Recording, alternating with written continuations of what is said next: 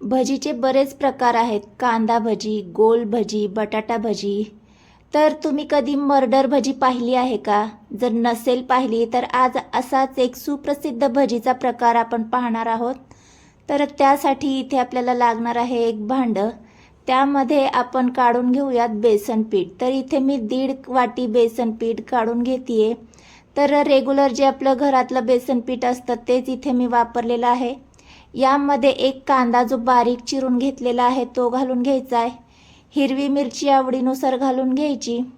भरपूर अशी कोथिंबीर घालून घ्यायची आहे. आणि आता यामध्ये चवीनुसार मीठ घालायचे. पाव चमचा हळद घालून घ्यायची आहे. आणि हिंग घालून घेते. तिखट आवडीनुसार घालून घ्यायचे. मिरचीच्या अंदाजानेच तिखट वापरायचे. 1 चमचाभर ओवा हातावर चोळून घ्यायचा, तो यामध्ये घालून घेतला. आता हे सगळं अगोदर आपल्याला छान असं मिक्स करून घ्यायचे. आता जसं लागेल तसं यामध्ये पाणी ॲड करायचे आणि आपल्याला इथे भज्यांचं पीठ मिक्स करून घ्यायचं आहे. तर इथे आपण रेग्युलर भज्यांचं पीठ ज्या पद्धतीने असतं तसंच पीठ मिक्स करून घ्यायचे. थोडंसं सैलसर ठेवायचे कारण आपल्याला गोल भजी करायची आहेत.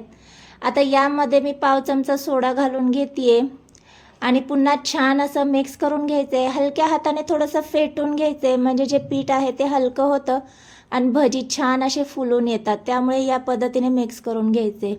तर आता इथे आपलं भज्यांचं पीठ मिक्स करून झालंय.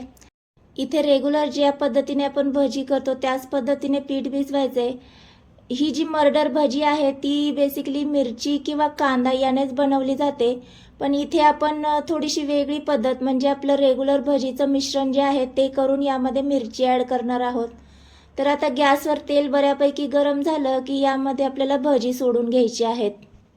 भजी तळत असताना तेल बऱ्यापैकी गरम पाहिजे आणि नंतर भजी सोडले की मीडियम गॅस करून आपल्याला ह्याला छान असे तळून घ्यायचे आहेत. तर इथे पाहू शकता मस्त असे आपले गोल भजी तयार झालेले आहेत.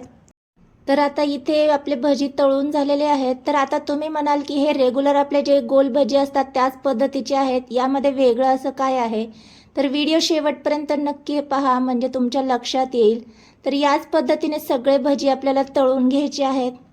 त्या भागामध्ये तिखट जास्त प्रमाणात खाल्लं जातं त्यामुळे ही भजी करताना मिरचीचा जास्त वापर केला जातो. तर इथे सगळे भजी मी तळून घेतलेले आहेत. आता काय करायचे, हे जे गोल भजी असतात त्याला सुरीने या पद्धतीने मधोमध असा कट लावून घ्यायचा आहे.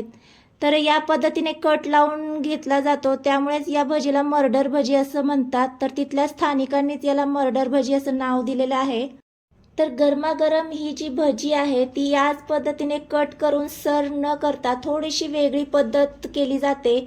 म्हणजे हळद मिठामध्ये उकडून घेतलेली मोड आलेली जी मटकी आहे ती यामध्ये स्टफ केली जाते या पद्धतीने आणि त्यावर बारीक चिरलेला भरपूर असा कांदा घालून घेतात. तर हा कांदा मटकीमध्येच मिक्स केलेला असतो. मी थोडासा वेगळा म्हणून वरून घालून घेतलेला आहे. टोमॅटो घालून घेतला जातो. आणखी छान असा झणझणीतपणा येण्यासाठी यावर मटकीचा कट घालून घ्यायचा आहे. याने मस्त झणझणीतपणा येतो या भजीला. आता यावर हिरवी चटणी घालून घ्यायची, आवडीनुसार घालून घ्यायची आहे. जर हिरवी चटणी नसेल तर इथे मिरचीचा ठेचा देखील वापरला तरी काही हरकत नाही आहे. चिंचगुळाची चटणी घालून घ्यायची आहे आणि त्यावर या पद्धतीने मिरची पावडर भुरभुरून घ्यायची. त्या भागात भरपूर तिखट खाल्लं जातं त्यामुळे मिरची पावडर देखील भुरभुरतात. तुम्ही तुमच्या आवडीनुसार भुरभुरून घ्यायची आणि सर्वात शेवटी नायलॉन शेव घालून घ्यायची आणि भरपूर अशी बारीक चिरलेली कोथिंबीर. तर इथे तयार झाली आहे आपली सुप्रसिद्ध अशी मर्डर भजी. तर जेव्हा कधी भजी खायची इच्छा झाली असेल तेव्हा रेग्युलर भजी न खाता या पद्धतीने चटपटीत आणि चमचमीत अशी सुप्रसिद्ध मर्डर भजी ट्राय करा. आणि रेसिपी जर आवडली असेल तर रेसिपीला लाईक, शेअर आणि चॅनलला सबस्क्राईब मात्र नक्की करा. भेटूया अशाच एका नवीन इंटरेस्टिंग व्हिडिओसोबत. तोपर्यंत मस्त खा आणि स्वस्त रहा. बाय.